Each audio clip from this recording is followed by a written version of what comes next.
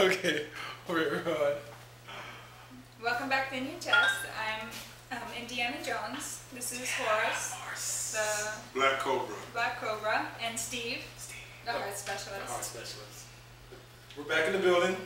And we're gonna talk about a question: being biracial in America, and how sometimes you can feel pressure to choose one side over another. You know what? I wonder how that happens.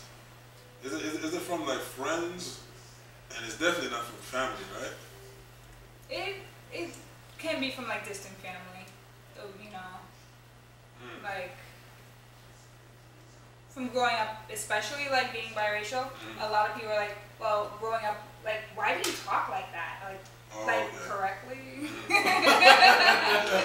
don't know. That sounds like the black side. Or I get a lot of like people wrinkle up their nose. Where are you from? What are you? You sure you related to us? Yeah. Who came up with using the words? He talked proper. You talk white. So proper means correct. So in other words, like. So what? Oh, he talks so correct. If you're black, you have to talk like. Oh, like that. Slang. Yeah, like. I'm sorry. I hate that. I don't agree with that. But that's just ignorance. Just ignorant people.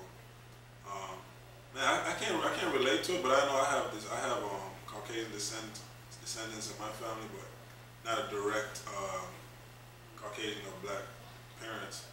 But I'm sure it could be really tough. Cause one of my best friends, she's interracial too, and she was telling me that they went through some rough times. Like they moved in certain neighborhoods, and it's like, you know, they're light skinned, but then they see the father of black, so it's like, oh, you gotta move from around here. No, it was pretty tough back in the 70s, 80s, or whatever, you know, in Miami. So I'm sure it can be really tough, man. And then it's like it make you question yourself as far as like, man, I wish I wasn't white. I wish I wasn't black. So you try to act more black, or you probably try to. You go through that phase where you're trying to figure yourself out. Yeah, exactly. So it's like you really don't know what to choose. I'm sure it's very difficult, man, for interracial kids and couples actually. You know what I'm saying? Like couples also. You know, you have a black man, white female, and vice versa. It's tough, man. I dated a Caucasian female a long time ago now. Story is, after the movies, we went to Baskin Robbins, so I walked in and I was like, she's like, oh, can I have a such and such? No. She walked in, and the guy that went right to her, he's like, he just kind of like blocked me out. So what are you having today, now? I'm like, anyway. So it's really uncomfortable. You know, you just gotta really know yourself to actually get through certain things like that, because some people just have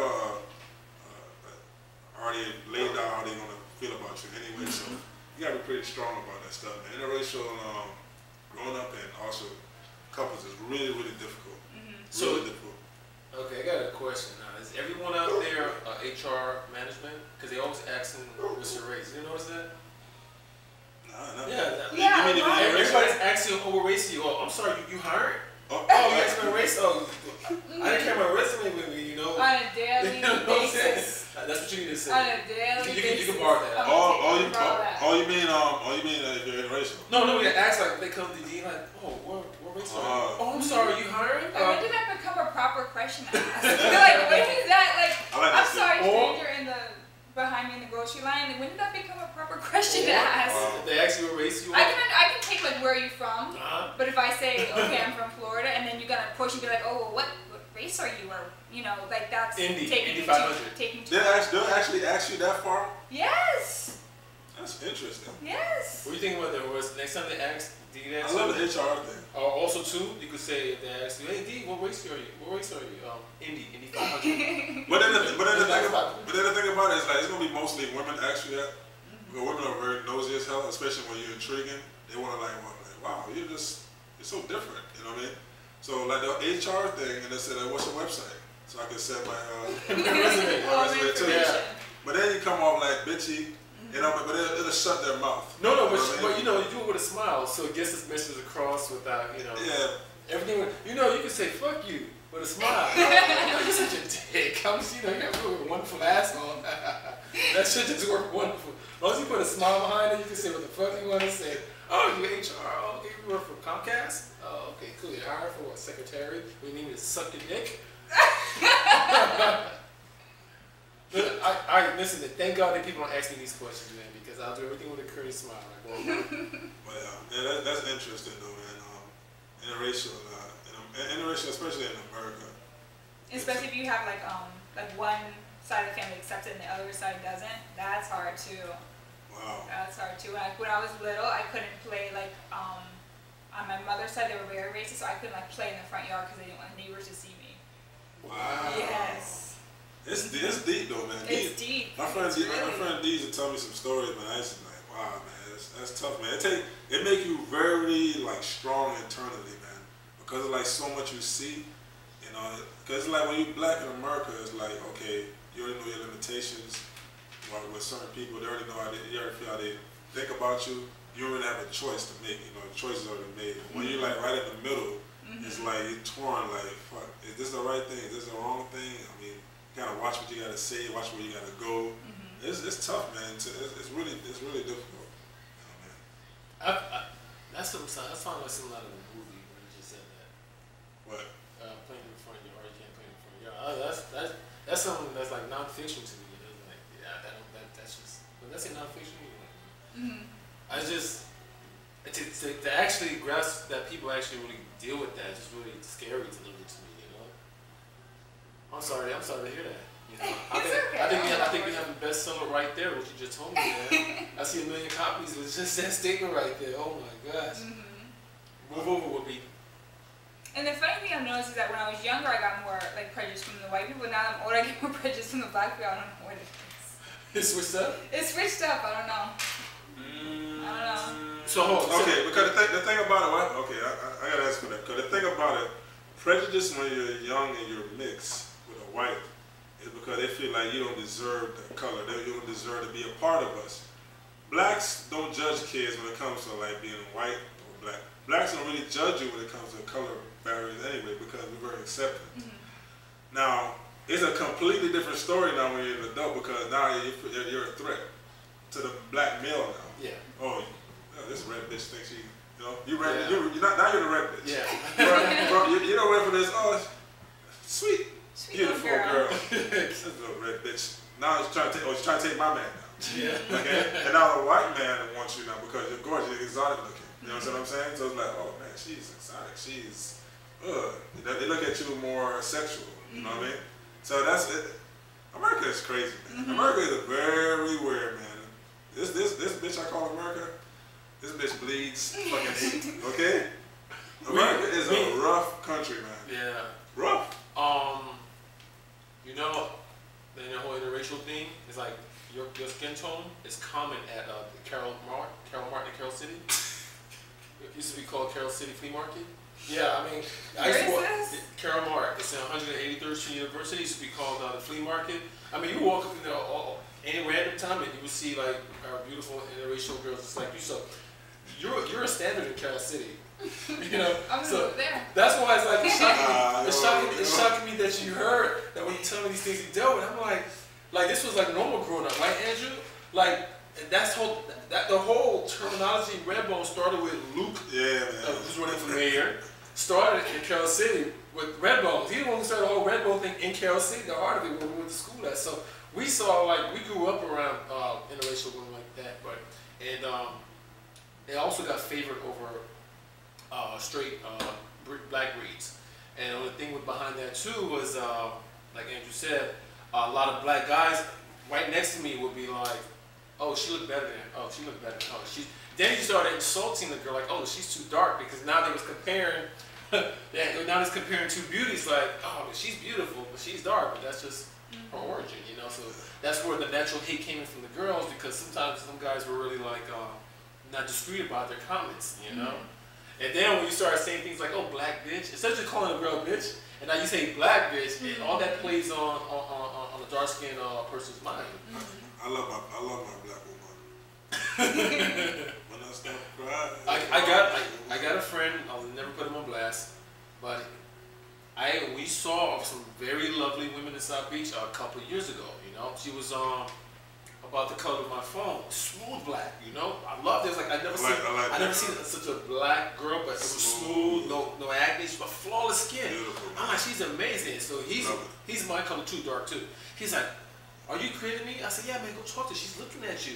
He's like, you must be crazy. I can never be with a black woman. Look how dark I am. You think I want to have some black kids? So it goes to show you like a lot of like mentality. Yeah, it's just pre-programmed. Dark skinned woman. I just never found a dark skinned woman to be with, because it's like the generation is like so mixed now. It's like very dark skinned woman that's like beauty. Very hard to find. Probably go like some another country. So this hate was curated, not even just from you being on this earth, but created from the guys who really ignorant about the things they say. Yeah. So they kind of fuck things up. I apologize you have to go through that. As long as she's not cross-eyed, as long as she's not cross-eyed, I'm good, man. I don't want to be rude, but that cross-eyed, I got limitations. I can deal with the weight thing. I can deal with the lace fronts. As much as I hate minus the blue. Really? I hate lace fronts. But like I said, I overlook certain things. If I really the person is good people, I can overlook, little acne, but I cannot, and I repeat, I cannot overlook cross-eyed, because it's not your fault that you're cross-eyed. But I just can't do that, man. I can't just. That's your pet peeve? Yes. Cross-eyed? And bad breath from a woman. There's no way in hell a woman breath supposed to be smelling bad. Okay? A lot of women think like, they look good or whatever. It's no. Your breath needs to smell neutral. At least. No smell. You know what I'm saying? It don't have to smell all minty because you've been sucking on peppermints all day. Or children try that. Just no smell. You know what I'm saying? I can't do the cross-eyed and the bad breath, man. Can't do it. I can't overlook it. Cross-eyed and just have bad breath. I'm not there. I'm picking up the check and I'm calling Steven. Well, let's roll tonight. I can't do it. I cannot do the cross-eyed. But a cross-eyed and then cut down a lot. Remember when we used to see a lot of cross-eyed chicks and people. For some reason, I think it's easier to fix now too. Like when the kids are born that way. Yeah, you're right. Yeah. How does it work with the family, right? Not the immediate family that had the interracial child, but like their parents. I wonder how it works. Man, I wonder how it works when you have one side that can be racist and the other side is just whatever. Oh, man, that can be like, they eventually get over it, but man, I can imagine the first like, I don't think they get over it. You pregnant? You pregnant with that? Yeah, I can imagine the kind of names they might have said, Yeah, man, you lose family too. Yeah. Some of them was like real stern, like, oh, you dating this N-word or vice versa.